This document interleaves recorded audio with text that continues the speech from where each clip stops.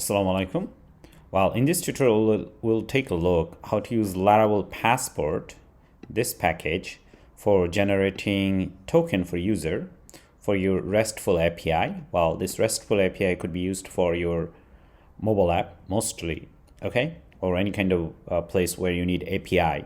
Then for the users, we would need token, and we'll see how to generate this token and save them. And at the end, we'll also see how to use this token within your app, mobile app, for Flutter, okay? Well, now the last part, it's not about just Flutter, it can do any kind of mobile app. You can use the same logic that I'm going to walk you with, okay? Anyway, so first I'll go ahead and start with fresh Laravel installation. So I have this link you can check out below.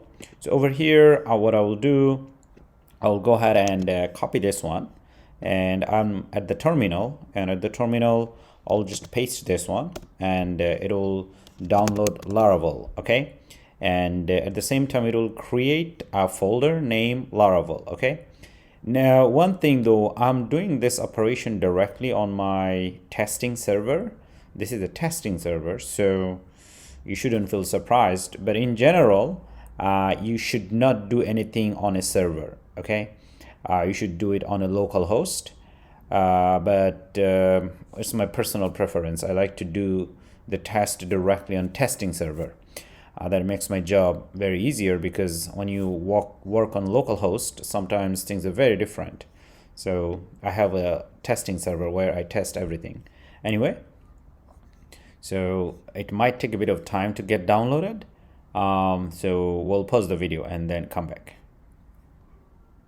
Okay, well, it's done downloading, and what we'll do after that, we'll go ahead and give, well, let's see the project structure here. So I have this Laravel folder. Within it, actually, it has downloaded this folders and files over here. And at the top, you might not have this too, and it's okay, quite okay, because in my special server, I do have some special setup, so you don't need to worry about those two, okay? Anyway, so now we are here in the Laravel folder, okay? Now over here I have this storage and bootstrap folder, so we need to set up permission for them so that Laravel and Apache both would be able to write on them, okay? All right, so for first we'll go ahead with Laravel permission, so we should do chmod r and 775 for storage folder. And we have another folder that we need to give access to it for Laravel, 775, I'm sorry, 775, and bootstrap cache folder over here, okay? All right, now we need to give permission for Apache to be able to write in the necessary folder. So do Apache storage. So Apache, this web server, should be able to write in storage folder.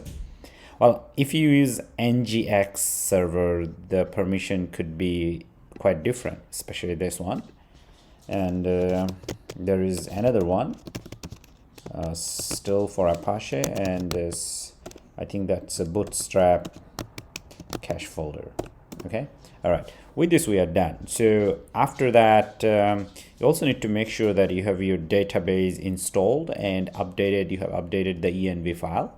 And I'll go ahead and do it. Well, here I'm back after updating my env file, and now we'll run this command, okay? php artisan migrate. It will create tables for us in the database, so we'll just put it there. So it created these few tables. Well, that's perfect. Now we'll go ahead and install Laravel Passport. So we'll install it through Composer.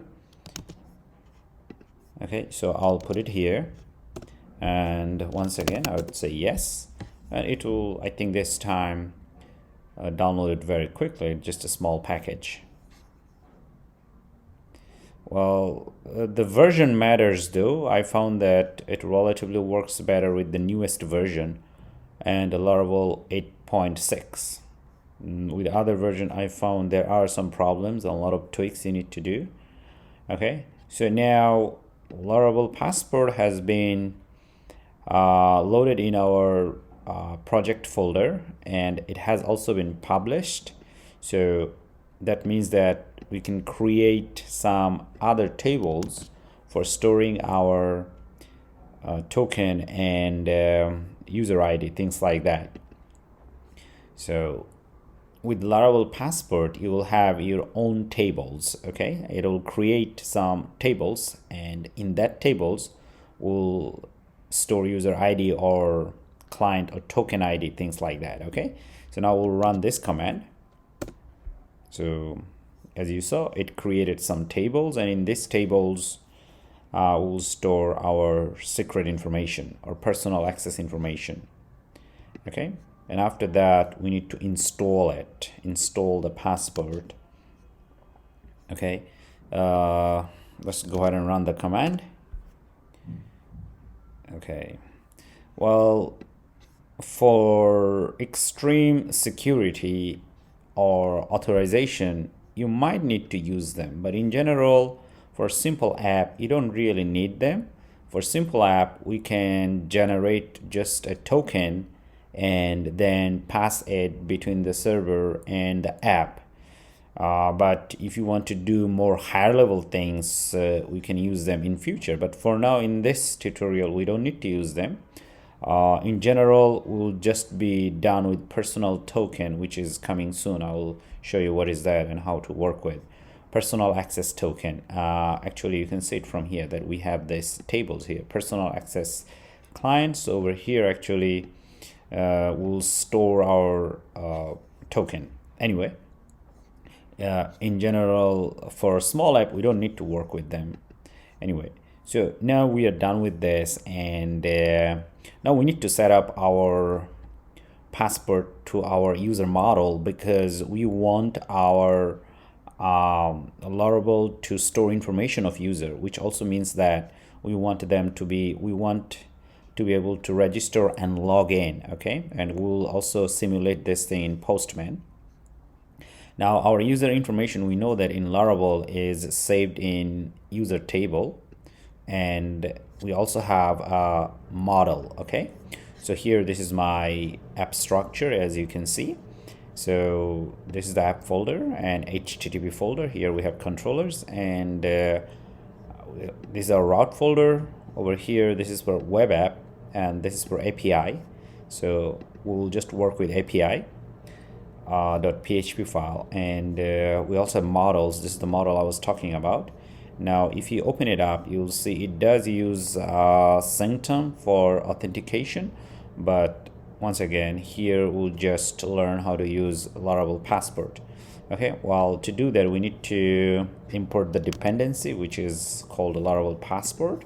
So we'll don't need that one, and we'll just save it.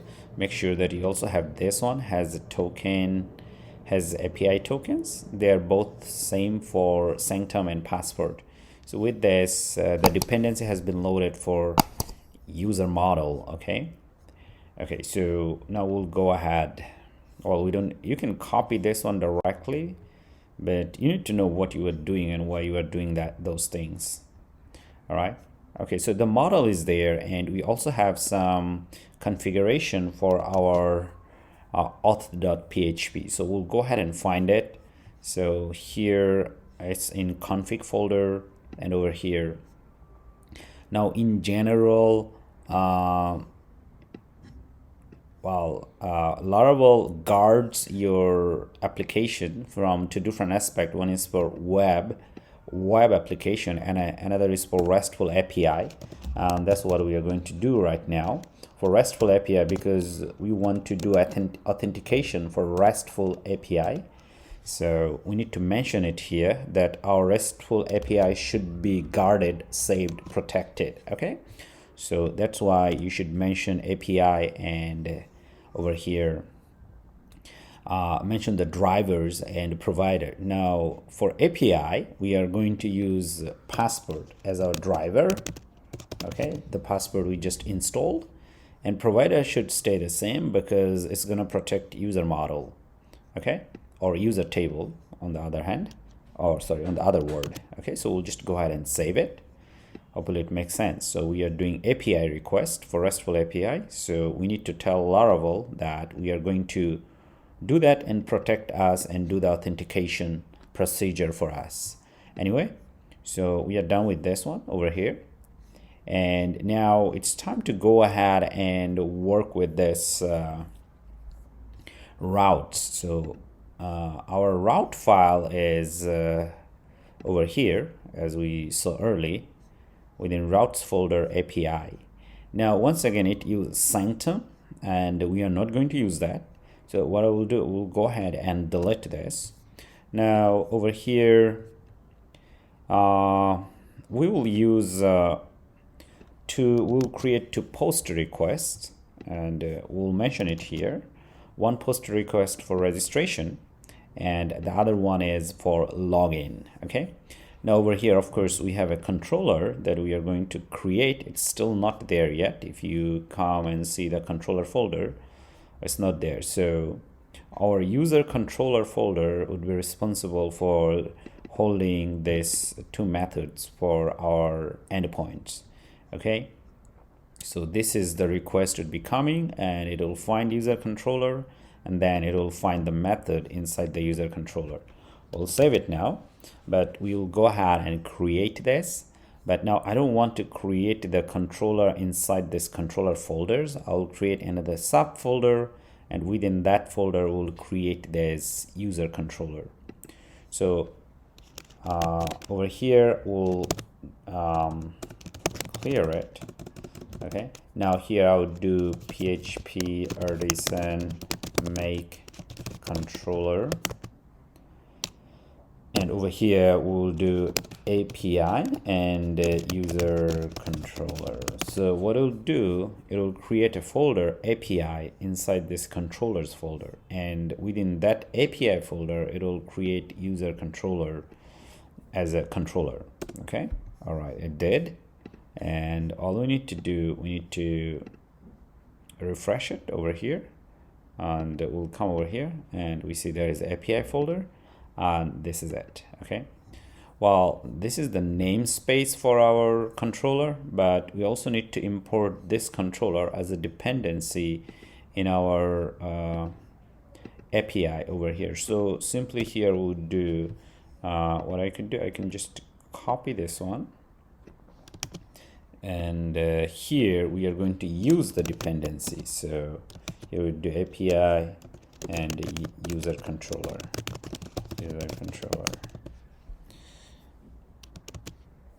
Okay, so for namespace is where the current file, PHP file is, and when you want to use that class, current class in another place, you just write use. For the class itself, in that folder, you just write namespace. Anyway, so now with this, we are done. Now let's see the next step. You can also directly copy from here. And we already did this one, okay? All right. So now I'm not going to write all of this, so I'll just copy this one and just go ahead and put it in user controller actually over here. Okay. All right, and make sure that another thing that this controller is extended, right? This is this controller, and your dependency path should be correct.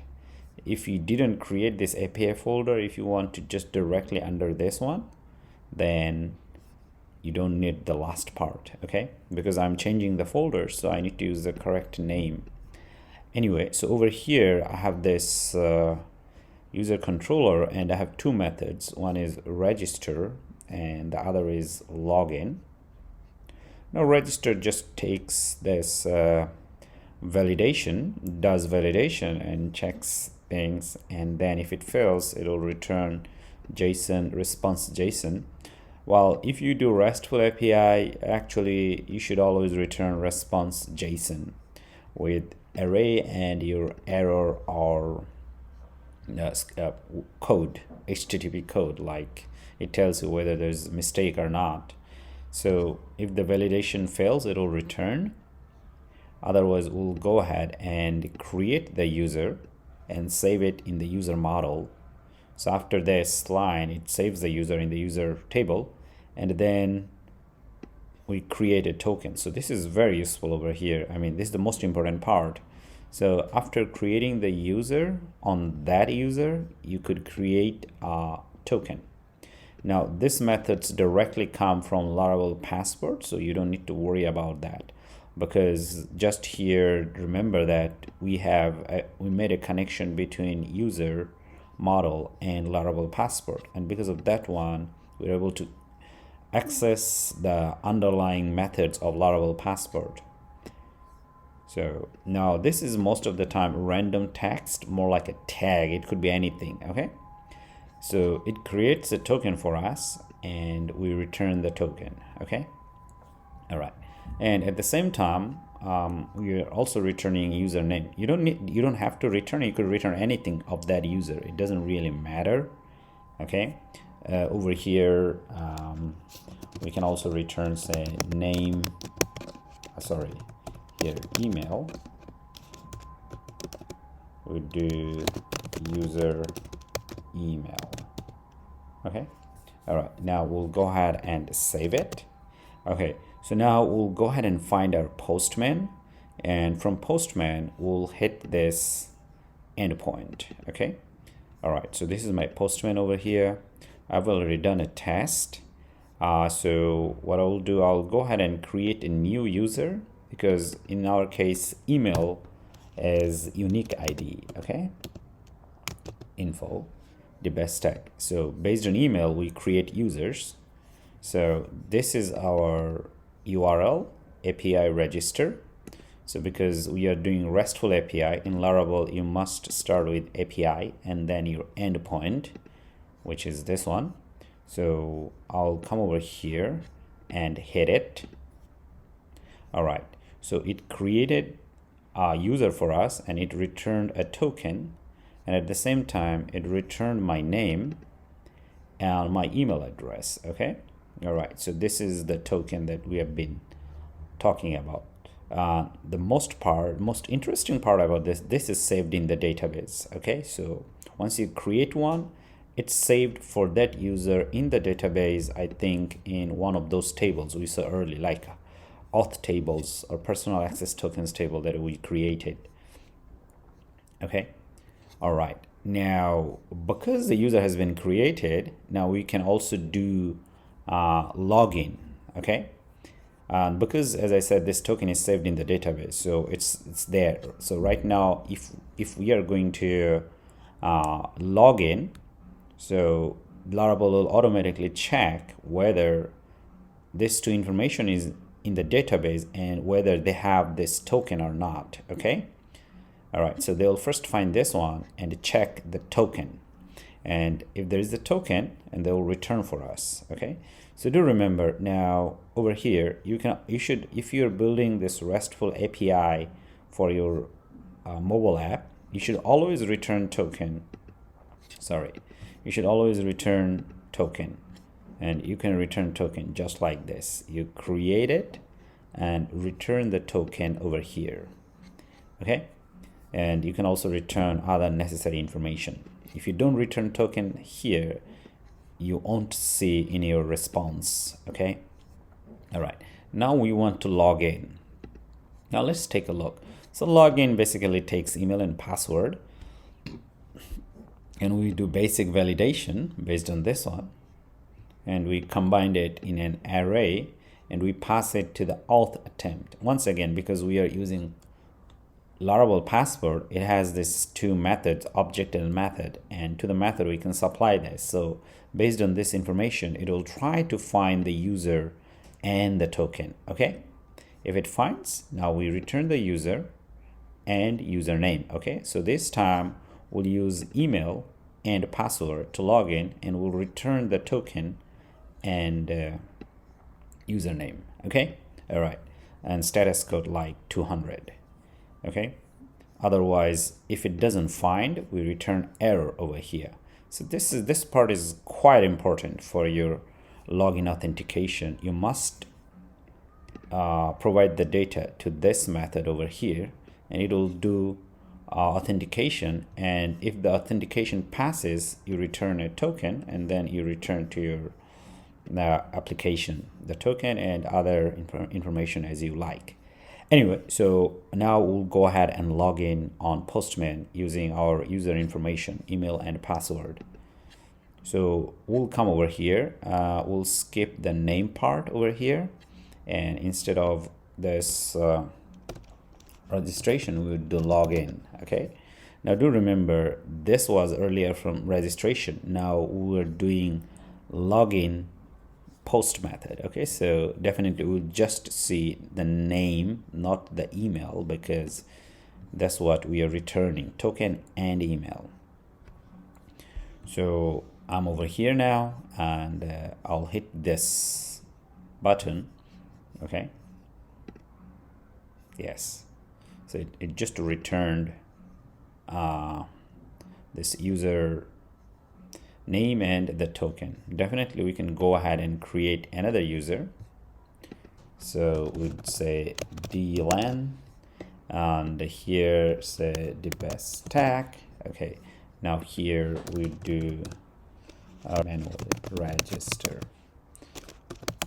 Okay, all right, so we have a new name and new email address. Definitely we can go ahead and log in using this credential, email and password. So we will try it one more time. Log in. We don't need to pass the name because name would be returned based on this two credential with their token. Okay, all right, which it did. Now this is the most probably you're going to use this kind of same method for your mobile app. Now we'll go ahead and take how to work with this on mobile app. Now, in general, as we saw earlier, we have an endpoint on our framework or backend in the server, and this endpoint should be pointed from your mobile app. So in my case, I'm using Flutter. So here I have this endpoint for user login, registration, and a login. As you can see, register and login. I'm using extra prefix, v1 and auth. You might not need to, you can skip that. Once again, I'm going to tell you the principle how to work with this. I know a lot of you will ask the code, but the code is not ready yet, the complete code. I'm still working on the video. Anyway, so you should have this one, and you should have a controller, and in that controller you should have a registration method. Okay, so from your UI you call this method, whatever information you want to pass, you pass it, and it'll call, in my case I'm calling another method inside this registration method, and all it does is make a request to the server. As you can see, post request register UI. So it makes a post request. So this is my post request. So over here I send the URI and user information within this body object. Okay, all right, and after that it returns a response. Okay, and I return the response to this object over here, and if the response is successful, I mean if the return data or response is 200, then we know that we are able to see this token during registration we saw early, right? So what do we do? Because the response is correct, so we save the user token, because we have a tag here named token. So we save this token inside our app using this method, but you can call it any method, it doesn't really matter. Now over here I update it and I set the token using shared preferences. So that's how you should make a request to your server during registration, and if it's done, take the registration and save it using any kind of method. Here I'm using shared preference to save it. Okay, all right, and now the same is once you pretty much same once you log in. Okay, so once you try to make a login request over here, let's see. Okay, so once you try to do a login request, it will also return a token as we saw earlier. Okay, at the same time, at the same time, you once again you will save this token, and now you save it as long as the user is in this app logged in. Okay, you save it to your shared preference, and based on that you could do a lot of other things. So because it would be saved in the shared preference, so you can read it, this token, and if there is a token, that means the user has logged in and the user is authenticated, and based on that you can do a lot of other things, tons of things. Okay, well, hopefully it makes sense. Thank you.